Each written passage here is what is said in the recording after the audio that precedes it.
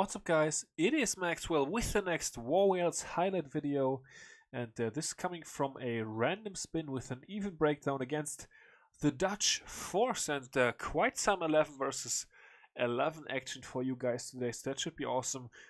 111 to 106, so a 5-star victory. This was a Sunday night spin after the weekend arranged war. We spun 6, 16 and 18 tunnel 9s, and they did the same. So yeah, very nice matchup here, of course, since it was even. That is always really good. You guys know the drill. Taking a look at our side of the map, they struggled with our 11s a little bit. Left 2 of our tunnel 11s 1-starred. Actually, we struggled a little bit as well. Had one of their 11s 1-starred with the tunnel 10s, but that is the one that I actually ended up 3-starring.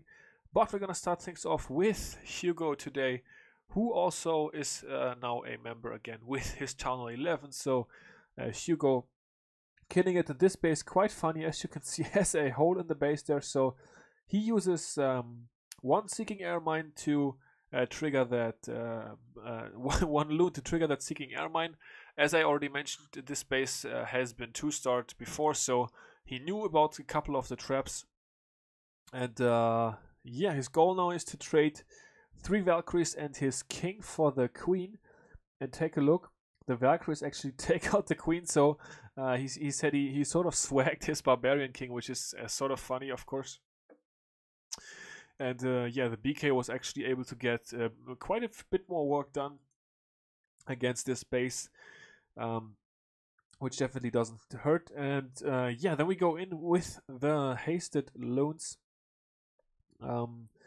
Yeah, interesting. So he's pretty much going Asian wall here, as these defenses are really nicely just lined up for him pretty much. Sends in some funneling loons on the sides just to be able to take out those mortars in order to keep the main pack of loons in the middle, of course.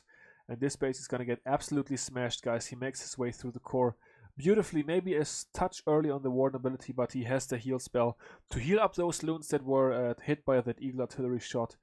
And yeah, this base absolutely wrecked, as I already said. Has the haste spell left in the back, not even going to need that one, so he's going to be able to swag it. And great hit to Hugo for sure. BK even surviving the entire raid, that's quite funny as well.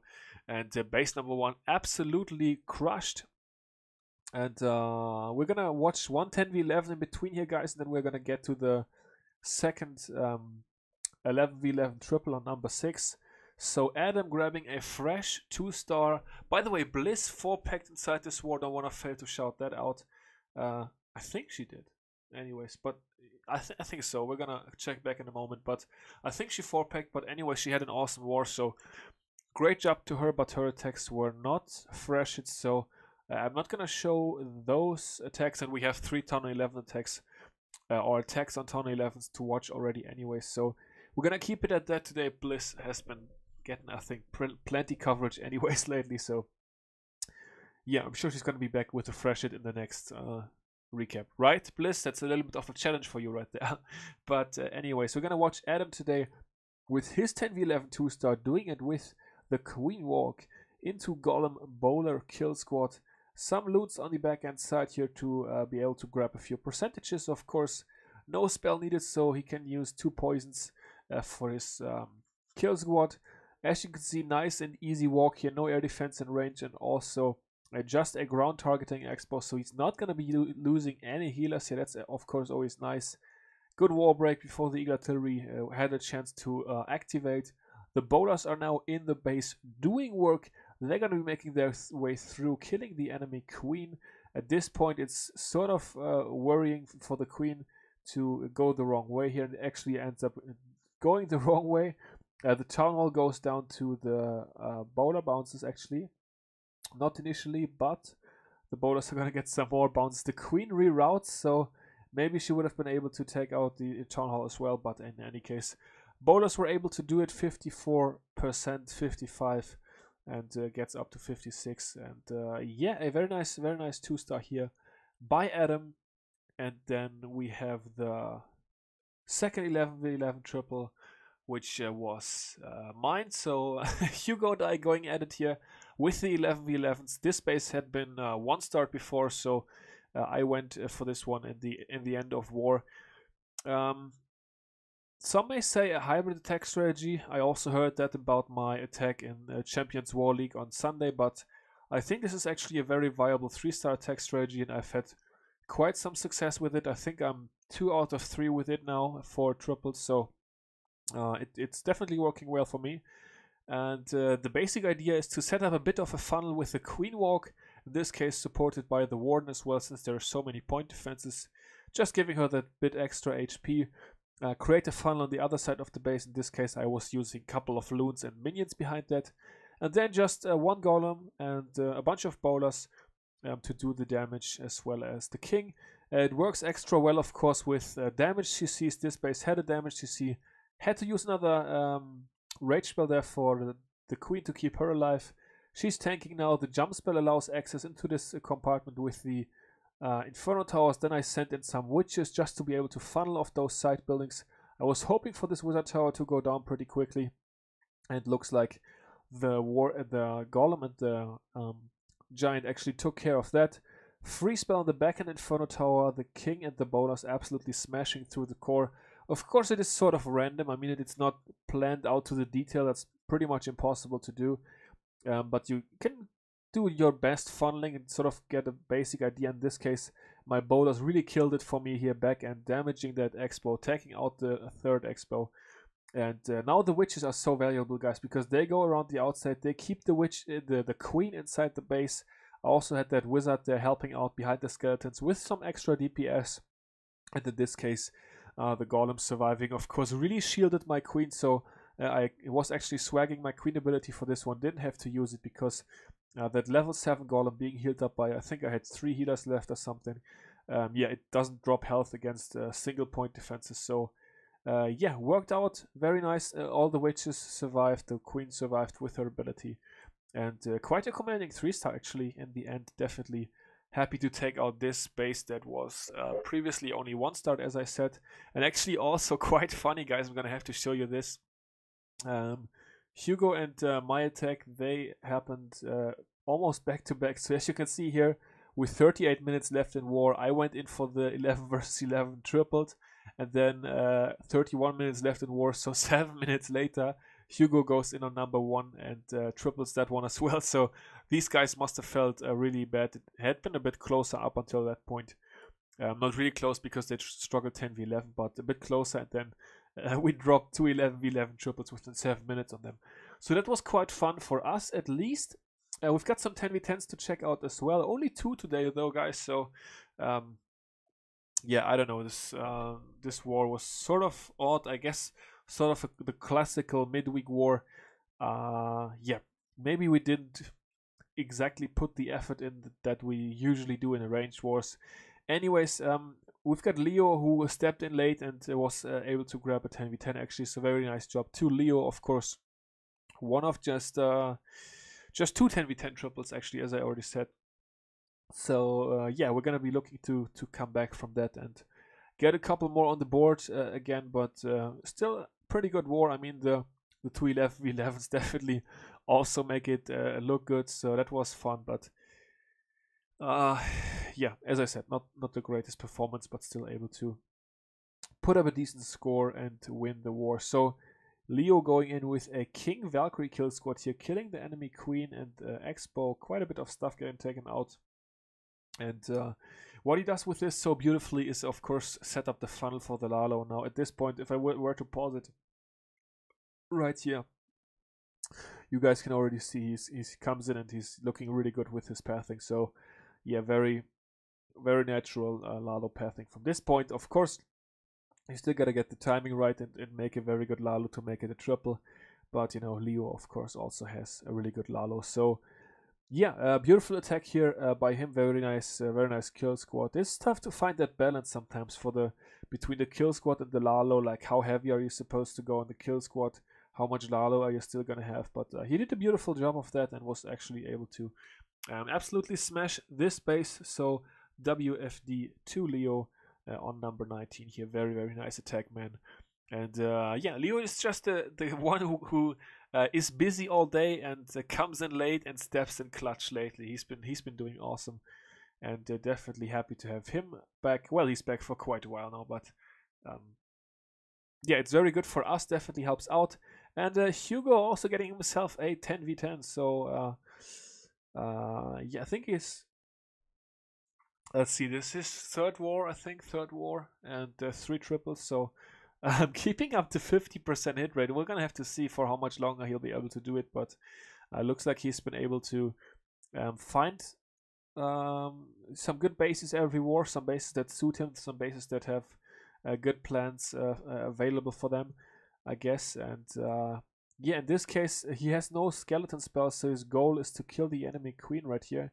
We're gonna see how he's gonna be able to achieve that. So here come the 4 wall breakers. Unfortunately, now the Lava Hound comes out, so that is always a little bit of a worry, although he was probably expecting that with the king they're very likely to get into the range of the defensive CC. His barbarians though, and the archer which he dropped, did a very good job at luring away that that pesky Lava Hound. So his queen was still able to take out the enemy queen, and now he's got the Lalo going.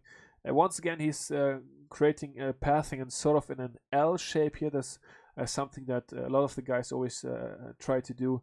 That L shape is yep, almost always the best for pathing. Interesting Lalo as well with the double rages, pretty much hits it from 2 sides here. So that's definitely very challenging, I would say. But of course, it looks really cool when you pull it off. Has the heal spell for these backhand 2 wizard towers as well as Teslas. That seems sort of a natural thing. He's going to be dropping it right now. The loons do haste onto the Inferno Tower. They take it out, and that's going to seal it for this one. So great hit to Hugo as well. So the Lalo is strong, guys, and very nice from these guys. Very nice to drop these 10v10 triples here. Looking good, but with only 2 10v10 triples, that gives us a chance to look at some Town Hall 9 attacks as well, of course. I have got 3 prepared for you guys, and the first one is going to be by Guapo. Is this the one I want to show? Yeah, it's the one I want to show. Alright, nice. So, Guapo coming in, of course, with the Stone Hobo. You guys know the drill. These days, he's almost become C carried number 2 of sorts with always the Stone Hobo, and also always attacking very well. So, yeah, he's coming in on this base, which sort of created to be anti-witch slap, I guess, with these mortars and the strange walls. We'll see. So jumps straight into the base. Is going to be putting down the bowlers soon, I would assume, otherwise they might walk. Okay, here we go. Bowlers are now going in. They should all make their way in. Queen's already working on the enemy dragon, so she's going to be able to take that out. No problemo whatsoever. Everything making its way in, so it's looking strong. The kill squad absolutely able to do work inside the middle of that base. And yeah, the troops looking good. Making their way in, as I already said. The queen is actually going to be able to reach everything. He still has king ability. Of course, he has like 1 wizard tower trailing or something at the Tesla's back end to worry about, but the king is actually going to open up the perfect, almost the perfect wall. I thought he was going for that intersection. He's not quite doing that, but he still opened up a pretty good wall for the queen to be able to reach a couple more buildings. Golemite taking for these wizards, although the wizard tower was focused on the wizzies. He's sent a couple of hawks in now, so those are going to be coming in to help out as well. And yeah, he snipes off that arch tower since it is targeted on the queen. So the patience, once again, guys, the patience definitely helping to win this raid. Tesla farm is a bit pesky. He's going to send in 4 hawks as the king is tanking it. Queen ability is going to go down. He's going to use the poison spell as well. Has 8 more hogs left. So he's going to be able to utilize those. We see 1 more giant bomb going off. So this base definitely an anti-witch slap base. 1 more hawk being sent right there to be able to get the wizard tower down, and then everything is going to be swinging around the outside here to pick up the final percentages. 2 hawks this time for the victory lap around the base. I think we saw 11 lately from Guapo, but definitely still, of course, an awesome attack. We've got Mr. Bob on number 25, and he is bringing the Shattered Goho, Snip, Spell Composition. Wizard starting things off with the funnel. On the other side, we've got the Baby Dragon working, which is going to be able to grab a few buildings uncontested by all the defenses. Golems coming in. The Wizards are going to help out with the funnel as well. And looks like he's going to be jumping straight into the base, as we oftentimes see with this type of troop composition. He actually gets a bit unlucky there with his targeting. The Lava Hound, no, the enemy king targets onto his queen right away, so puts in his king to help out. And thankfully, that ended up working. Queen nicely hops that wall, so BK is going to be able to smack her in the face. His queen now dealing with the Lava Hound. The question is he going to have her die? BK actually proving MVP here, gets another Expo out of the way. And I guess he's going to poison down the Lava Pups at some point in this attack. Pops the Queen ability right there, is going to be able to deal with most of the Lava Pups. Is he going to be able to get them all? Yes, he catches them all in the very last moment. And now his Hawks with the 3 heal spells have a free shot. No Lava Pups left at the rest of this base, so killing both enemy heroes definitely quite valuable. Here comes the heal spell, definitely a needed heal spell there with Giant Bomb going off, and quite a few Hawks actually had already petered out, so wisely he heals again right away, poisons down the skeletons finally, as he is pretty sure that he's got almost all of them, or maybe actually even all of them on his Hawks. Last heal spell is being dropped to negotiate that bomb tower bomb. There might be one more bomb with his Tesla farm. He's got quite some Hawks left. Queen is doing her best to help out. And a nice split here by the Hawks, taking out the Wish Tower as well as the Teslas. At the same time, turns out there's no giant bomb back end, so nothing is going to be able to stop Mr. Bob, and that's going to seal the deal for base number 25, of course. Very nicely done by him. And one more attack left, guys. It's going to come on 35, and we have got Rafi coming in for this one. New Town Line and Warwoods, so best of luck to him for sure. And it looks like it already worked out in the first war with this 3-star here. He's using Witch Slap, so Golem coming in either side. Interesting Expo placements on this base for sure. Something that, yeah, we don't usually see. But yeah, anyways, he's coming in with the one Golem, and actually the second Golem is swinging in as well, but Golem and Bolas, of course, going towards the core. The 2 jump spells are going to be both used sort of on the outside, close to the outside, but they are actually going to be able to allow access to pretty much every important building inside the space without the 2 expos, so he's relying on his witches to get these outside expos down. King, Queen, and the Bolas are killing it in the middle of that base with the Rage spell and Heal spell that have been dropped. Queen gets another Wizard Tower down. The witches on both sides now were able to take out the expos, and the rest of the space is gonna follow shortly here. A very nice hit to him for sure. As I said, very odd expo placement by the defender in this case, but you know, still gotta take care of those spaces, still gotta triple them, so very well done to Rafi. And that brings us to the stats for this war. So as I already said, guys, 5-star victory for us, 111-106. Very nice. We did get 2 10v10 triples. They also got 2 10v10 triples, but we got 2 11v11s, and they did not. They did go for one 11v11 attempt, but it didn't go in. So we went 2 for 2 11v11. They went 0 for 1. Dips. 1 dip fail for us. Jesus, guys, there's always that 1 dip fail. God damn it. 1 dip fail for us, 3 dip fails for them, however, so that really hurt them as well, of course. 10v11, we went 5 out of 15, and then, of course, got the last 11 that was not previously 2-star tripled by yours truly. They did go 4 out of 23 for 10v11, so quite a struggle for them. Rough war for sure, but definitely GG's to the Dutch force. Shout out to them. Nice, even breakdown. Definitely fun. That's gonna do it for today's video, guys. Hope you enjoyed it. Until the next one, I will see you all later. Peace out.